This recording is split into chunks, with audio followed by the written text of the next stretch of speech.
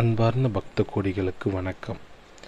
இன்று நாம் SK channel மூலமாக காணவிருக்கும் திருத்தலம் ராணிப்பேட்டை மாவட்டம் வாலாஜாபேட்டை வட்டம் திருப்பார்கடலில் அமைந்திருக்கும் ஸ்ரீ வெங்கடேச பெருமாள் ஆலயம்.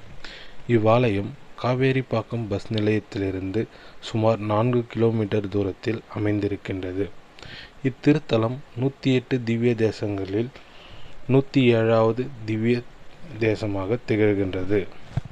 திரு புண்டரீக மகரிஷி அவர்கள் பல வைணவ திருத்தலங்களை ஸ்தல யாத்திரை சென்று கண்டிருந்தார்.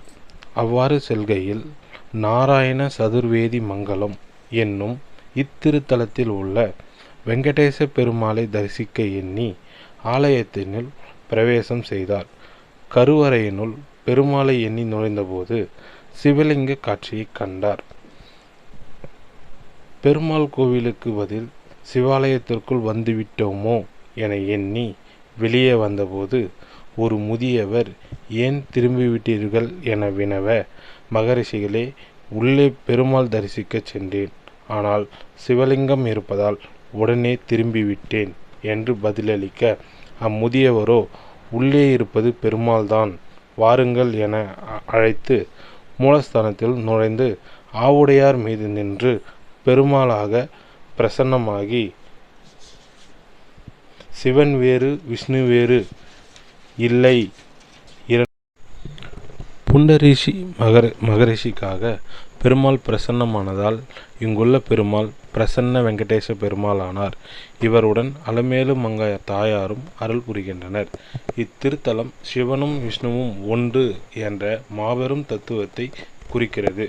பெருமாள் கோயில்களில் சொர்க்கவாசல் திறக்கப்பட்டு அதன் வழியாக உற்சவமூர்த்தி வந்து பக்தர்களுக்கு தரிசனம் கொடுப்பார். ஆனால் இங்கு மட்டுமே மூலவருக்கு சொர்க்கவாசலுடன் சேர்ந்து 3 வாசல்கள் உள்ளது. வைகுண்ட ஏகாதசி தினத்தில் இந்த சொர்க்கவாசல் திறக்கப்பட்டு மூலவரையே நேரடியாக தரிசிக்கும் பாக்கியம் கிடைக்கும். இங்கு தினம் நித்திய சொர்க்கவாசல் வழியாகத்தான் சென்று பெருமாளை தரிசிக்கின்றோம்.